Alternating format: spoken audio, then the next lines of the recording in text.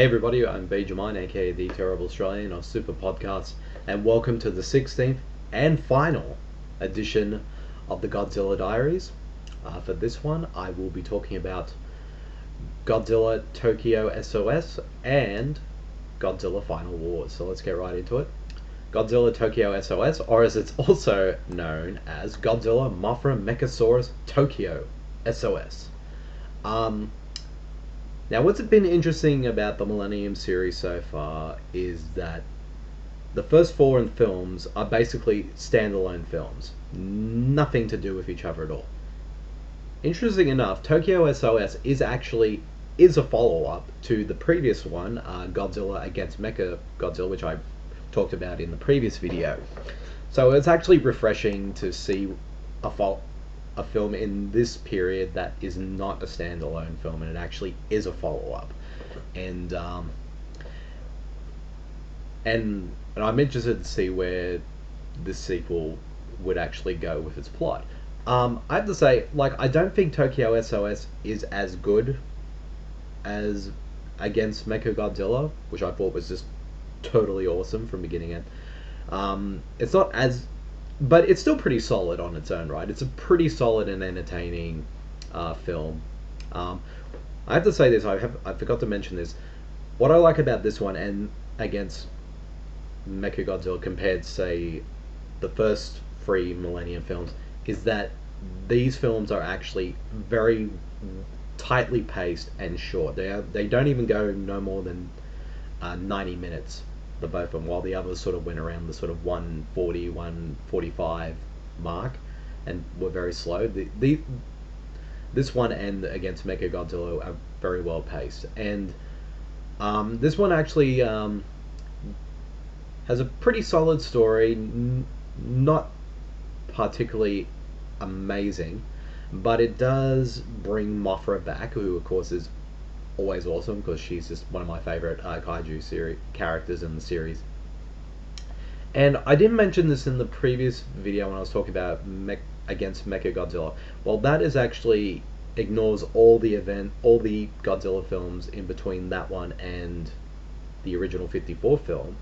But what's interesting about that one and also this one, Tokyo SOS, is that this one is takes place in the sort of the continuity of other kaiju films, most notably Mothra, War of the Gargantuans, and a film called Space Amoeba, I believe that's what it's called. I'm just looking it up on there.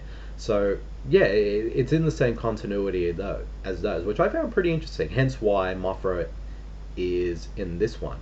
And one of the main reasons why that's so is that there's a character in this film by the name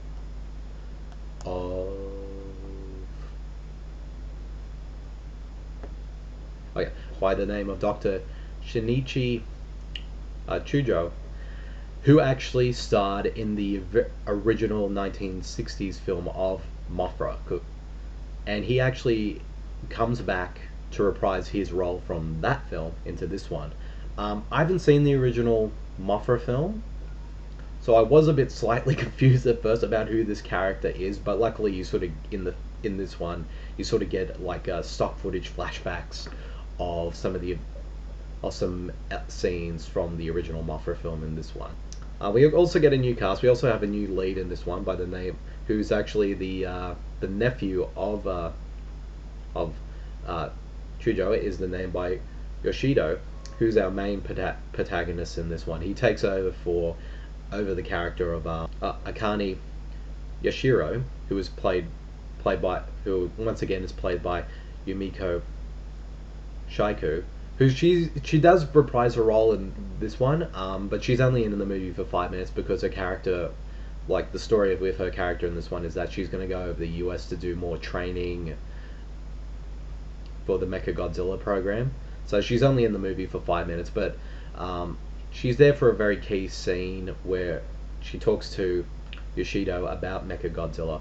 And what I did like about this follow-up is that it goes further into an element that was brought up in against Mechagodzilla, which I didn't felt like that film explored enough, but it actually explores it a bit more here. Is that how it's sort of uh, how Godzilla's bones are being used for Mechagodzilla, and how I guess the spirit of the original 54 Godzilla is somehow influencing this uh, robot. And uh, Ishiro sort of treats Mechagodzilla as though it is a living thing who doesn't want to fight Godzilla anymore and wants to live in peace. And the fairies, who are the sort of friends of Mothra, they go visit Yoshiro's uncle and sort of explain to him that Mothra is coming to Japan and wants to take over, protecting the country from Godzilla, from Mechagodzilla. And if they, and because the fairies and Mothra uh, know that the I guess the spirit of the original Godzilla is restless, and they feel like that the only way that the bones or the spirit of the original Godzilla will find peace if they return back to the spot from where they came. But if the government keeps using Mechagodzilla and doesn't return the bones back, Mothra will be forced to have to attack Japan instead of aligning with them against Godzilla. So there's a lot of sort of interesting sort of conflicts within the film with the characters and all that. And the film does explore them pretty well. And the casting is pretty solid as well. The monster attack sequences are pretty solid and pretty good and really entertaining. And also, I thought the ending was pretty well done as well. And I actually forgot to mention this. Like I mentioned in Giant Monsters All Out Attack, that they, after the first two Millennium films, they redesigned Godzilla for that third film, which I thought was a benefit because I wasn't a fan of the design for the first two films. But they disregard the design for the third film for this one and against Mechagodzilla and return to that original design from Godzilla 2000 and Godzilla vs. Megaguirus. So a bit annoyed by that, but I guess in a way I've sort of gotten used to the new design. It's not, I'm still don't think it's great, but I'm definitely not as harsh on it as I was before. So yeah, it's a pretty solid film. It's fun, not as awesome as Mechagodzilla, but so if I had to give this one a rating, I'd give it a solid 3.5. Now on to the final Godzilla film that I'm reviewing for this video series, which is appropriate because it has the word final in the title, and that of course is Godzilla Final. This film was the 28th film in the franchise, and this film also marked the 50th, came out in 2004, so it marked the 50th anniversary of the whole series. And this one is very plot heavy, so I'm going to have to read the plot for this one so you all know. When the aliens, Zalians, invade Earth, they release monsters that destroy the big cities. The Earth Defense Force, formed by mutants incapable to defeat the creatures. Commander Douglas Gordon decides to unleash Godzilla that has been trapped for many years to fight against the monsters. Godzilla becomes the last hope for Earth to vanquish the evil aliens and the powerful Gigan. This one basically, I'm not going to lie, it is a mess. It is. But it's a really fun and really entertaining mess. And this film is a fan service film, because pretty much every monster that has basically appeared, nearly every monster that has basically appeared in the Godzilla franchise is in this film. Even if some of them are only in it for a few seconds, but most of them are all there. And there are even some monsters that haven't even appeared in a Godzilla film in 30 years are in here, like Gigan, Hedorah, Ibera, King Caesar, and a few other, and even Anguirus as well. So it was cool to see all these monsters again and to see them do their stuff. But one of the and this is a rewatch, and it's been a while since I've seen this one. But what I really enjoyed about this film is just how over the top, how crazy and insane this movie is. And I think that's all to the film's director, Ryohei Kitamura. Now, if you've never heard of this guy, you probably have seen the films that he's made. He's probably best known for his 2000 film, the Japanese action zombie film, uh, verses. But for Western audiences, he'd probably be known for his the horror films, The Midnight Meat Train, and most recently, No One Lives. Um, what I really like about Ryohei Kitamura is that he's a very over the top director.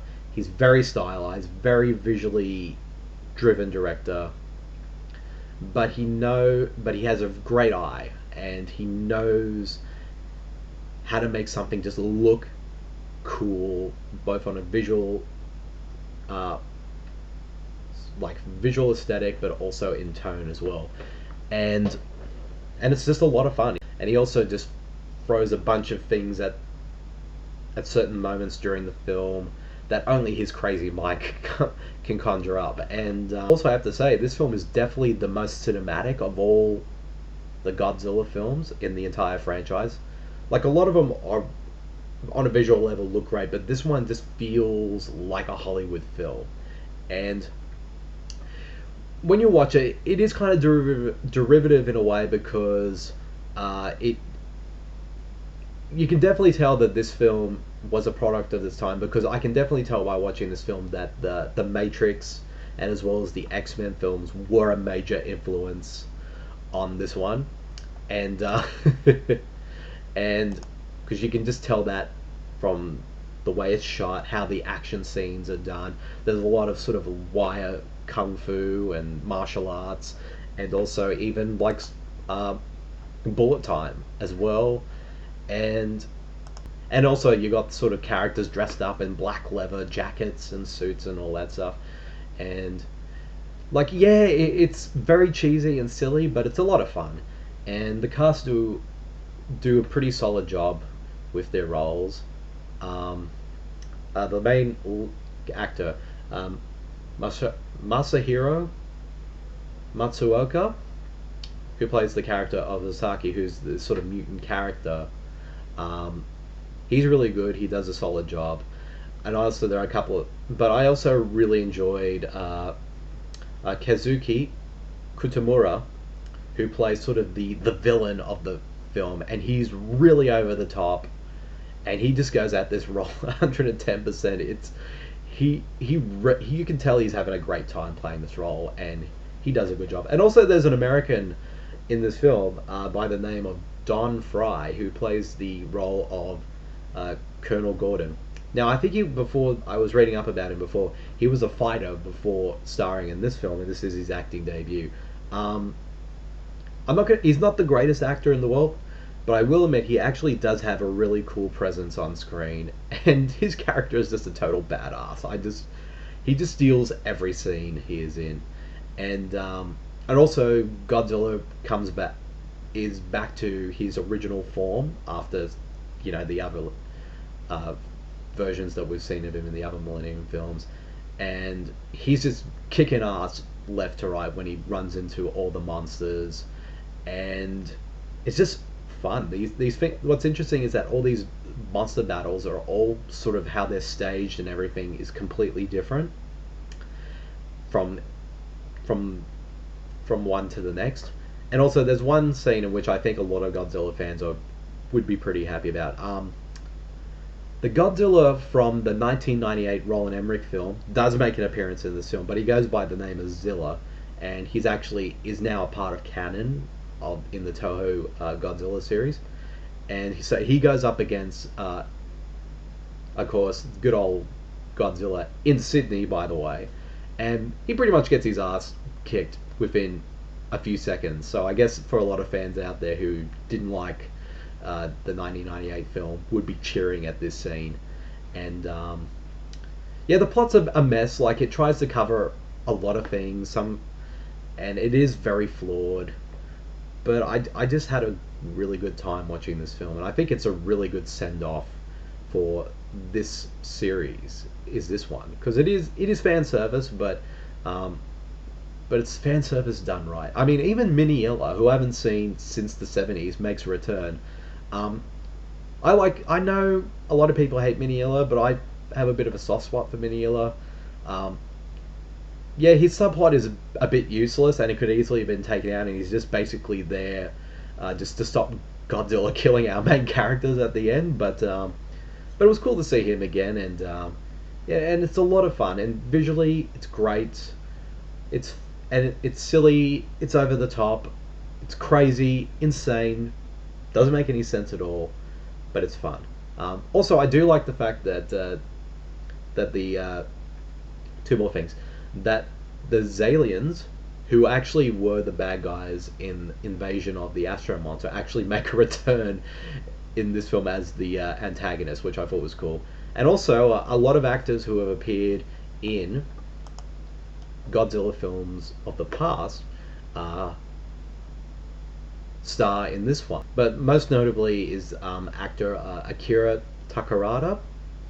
This is actually his sixth appearance in a Godzilla film, and he actually appeared in the very first Godzilla film back in 1954, which is pretty cool. So this is, and it's cool the sort of him being in both the very first film and as well as being in the very last film. So it was cool to see him.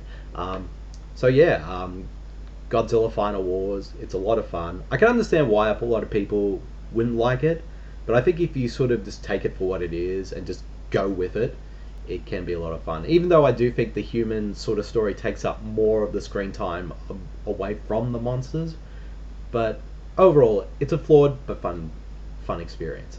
If I had to rate this one, I give it about a solid 4. So yeah, that's it. That's it, everyone. That is it. That is it. This that is the very last film of that I watched for the Godzilla Diaries. Um, I just want to thank everybody for watching this series. 16 videos covering 28 films, 2 recut Americanized versions, and 1 American remake. Um, Thank you so much for everyone for watching. I hope you all enjoyed these video reviews. I hope you had a lot of fun watching them as I did